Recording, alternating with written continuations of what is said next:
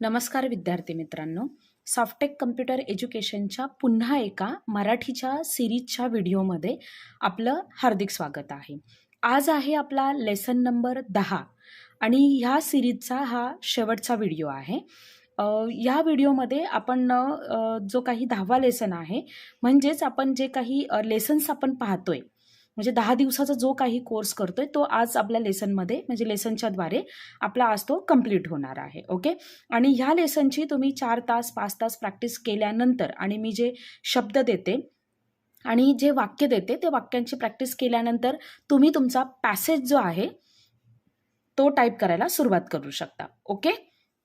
तर मग आता आपण पहिल्यांदा तो लेसन जो आहे तो आपण समजून घेऊया. नेहमीप्रमाणे तुमची जी बोटं जी आहेत ती मधल्या रोवर असणार आहेत आणि आता म्हणजे 9व्या लेसनमध्ये आपण हे जे शब्द आहेत इकडनं झेड पासून आणि इकडनं आपला जो आहे क्वेश्चन मार्क पासून आपण सुरू केलं होतं, पण ते सिंगल प्रेस केले होते म्हणजे शिफ्ट न दाबता. ओके. तर मी थोडीफार तुम्हाला माहिती देते. समजा मला इकडचा जोड शब्द जर घ्यायचा असेल तर मग मी काय करणार, इकडचा जो शिफ्ट आहे तो असा प्रेस करून ठेवणार आणि मग इथे टाईप करणार. पुन्हा मी स्पेस दिला, पुन्हा हा जो शिफ्ट आहे तो प्रेस केला आणि मग मी टाईप केलं. ओके. अशा पद्धतीने बॅक स्पेस केला, मी काढून टाकते.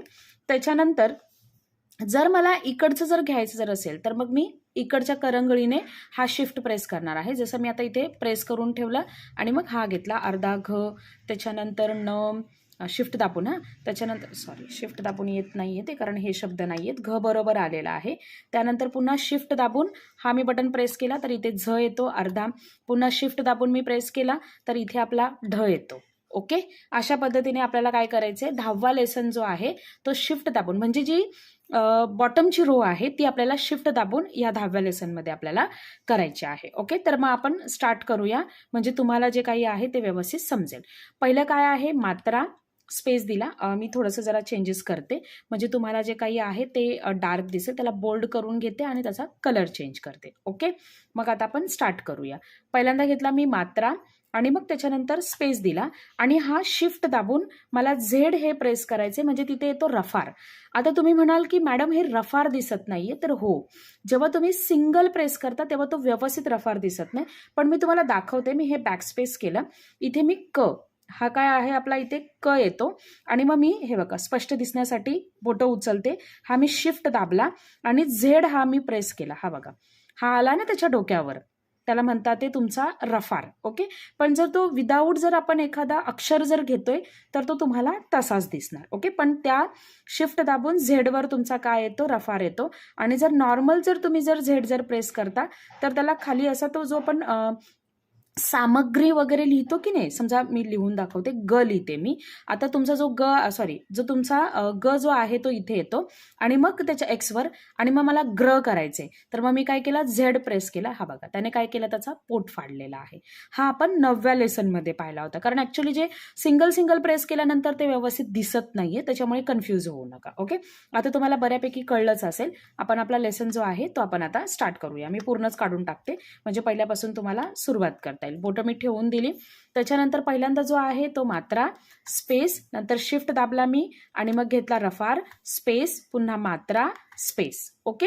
त्यानंतर क स्पेस, पुन्हा शिफ्ट दाबून ग अर्धा ग पाहिजे आपल्याला, शिफ्ट दाबला आणि मग ग, तेव्हा तो अर्धा येणार.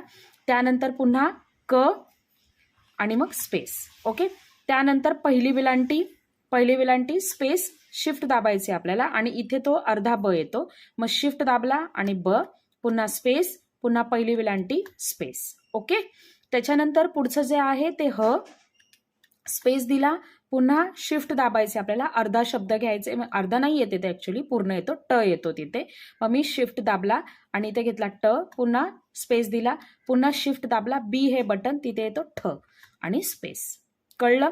हे झालं तुमच्या डाव्या हाताने. आता आपल्याला उजव्या हाताने करायचंय. मग आता इथे काय येतं, आपला श स्पेस आणि आता मला इथे अर्धा घ घ्यायचंय, पण कसा, शिफ्ट दाबून. मग ह्या करंगळीने करणार. मग मी शिफ्ट दाबणार आणि मग ही जी करंगळी आहे ती मी इथे घेणार आणि मग घ लिहिणार आणि मग स्पेस. ओके. त्यानंतरचा पुढचा आहे, हे झाल्यानंतर पुढचा आहे आपला शब्द, तो आहे य, पुन्हा स्पेस, पुन्हा ह्या बोटाने इथे यायचंय मला, पण शिफ्ट दाबून. मग मी काय केला, शिफ्ट दाबून ठेवला आणि मग त्याच्यानंतर झ स्पेस. ओके, हे टाईप केल्यानंतर पुन्हा रिटर्न मधल्या रोवर यायचे. त्याच्यानंतर इथे एलवर येतो स, मग स्पेस दिला. त्याच्यानंतर ह्याच बोटाने इथे आपल्याला घ्यायचंय लेस दॅनचं जे कॉमाचं साईन आहे ना तिथे, पण शिफ्ट दाबून. ओके, मग शिफ्ट दाबून घेतला मी आणि मग तिथे काय येणार तुमचा ढ स्पेस. ओके, त्यानंतर इकडे जे आहे तो नॉर्मल आपल्याला काना, स्पेस दिला आणि ह्या बोटाने आपल्याला एम आणि एन करायचे पण शिफ्ट दाबून. मग मी शिफ्ट दाबून ठेवला आणि मग इथे घेतला ड, पुन्हा स्पेस दिला, पुन्हा शिफ्ट दाबला आणि मी घेतला छ आणि स्पेस दिला. अशा पद्धतीने तुम्हाला काय करायचे, 10वा जो लेसन आहे तो तुम्हाला प्रॅक्टिस करायची. मधली बॉटम रो जी आहे ती शिफ्ट दाबून करायची आहे आणि ही जी आहे ती नॉर्मल प्रेस करायची. ओके, आणि मग मी तुम्हाला नेहमीप्रमाणे याच्या प्रॅक्टिससाठी तुम्हाला मी काही शब्द देते, तेही मी तुम्हाला सांगते.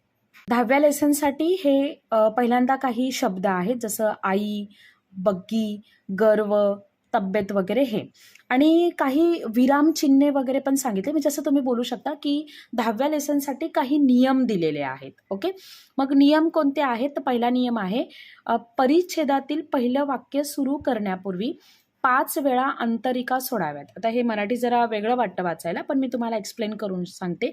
परिच्छेद म्हणजेच काय, की जो आपण पॅरेग्राफ लिहितो की नाही तो, म्हणजेच पॅरेग्राफ सुरू करण्याच्या अगोदर तुम्हाला 5 वेळा काय द्यायचे, स्पेस द्यायचे. ओके, त्याच्यानंतर दुसरं आहे वाक्यातील शेवटचे अक्षर टंकलिखित होताच विरामचिन्हे द्यावी. वाक्यातील शेवटचं अक्षर टाईप झाल्यानंतर फुलस्टॉप असेल, कॉमा असेल तर ते तुम्हाला द्यायचे. म्हणजे जसं पूर्णविराम, प्रश्नचिन्ह आणि उद्गारवाचक चिन्ह यांच्यानंतर 2 वेळा अंतरिका सोडून द्याव्यात. म्हणजेच काय, 2 वेळा स्पेस द्यायचे. ओके, हे थोडेसे नियम तुम्ही फॉलो करा, म्हणजे तुमचा स्पीड जो आहे तो व्यवस्थित कव्हर होईल. ओके, इथे बघा वाक्य लिहिल्यानंतर केलेला आहे. हा परिच्छेद दिलेला आहे, कॉमा दिल्यानंतर बघा 2 स्पेस दिलेला आहेत. ओके, इथे सुद्धा फुलस्टॉप दिले. हे तुम्हाला जेव्हा तुम्ही एक्झामला करता तेव्हा तसं नाही करायचंय. इथे सध्या फक्त प्रॅक्टिससाठी. ओके, इतर सर्व विरामचिन्हानंतर 1 वेळा, म्हणजे बाकीचे आता कोणते, पूर्णविराम, प्रश्नचिन्ह आणि उद्गारवाचक चिन्ह यांच्यानंतर 2 वेळा द्यायचे आणि उरलेले जे आहेत त्यांच्यानंतर काय करायचे, 1 वेळा द्यायचे. ओके, समजलं तुम्हाला? व्यवस्थित प्रॅक्टिस करा. पुढचा जो व्हिडिओ आहे त्याच्यामध्ये मी तुम्हाला जे काही कठीण शब्द असतात त्याच्याशी रिलेटेड तुम्हाला मी सांगणार आहे आणि प्लस तुम्हाला पॅसेज वगैरे कुठे मिळतील प्रॅक्टिससाठी ते सुद्धा मी तुम्हाला सांगणार आहे. ओके, हा जो 10वा लेसन आहे हा आपला ह्या सिरीजमधला शेवटचा लेसन होता. तर पहिले 1 ते 10 जे लेसन आहेत ते तुम्ही व्यवस्थित करा. म्हणजे लेसन जोपर्यंत तुमचे व्यवस्थित होत नाही आहेत तोपर्यंत पॅसेजला सुरुवात करू नका, नाहीतर एक्साइट होणार आणि पॅसेज करणार. तर मग तो पॅसेज जो आहे जसं आपल्याला नियमाप्रमाणे तो किती मिनिटामध्ये झाला पाहिजे, 7 मिनिटामध्ये आपल्याला पॅसेज कव्हर करायचे. पण त्याच्यासाठी तुमचे 1 ते 10 लेसन आहेत ते कव्हर होणं गरजेचं आहे. ओके, मी जसं सांगितलंय तसंच व्यवस्थित प्रॅक्टिस करा, गडबड करू नका. मी जसं सांगते तसं जर केलं तर तुमचा स्पीड जो आहे तो 30 तर नाही तर 40चा तरी नक्कीच कव्हर होईल. ओके, व्हिडिओ जर आवडत असेल तर आपल्या चॅनेलला लाईक आणि सबस्क्राईब करायला विसरू नका. धन्यवाद.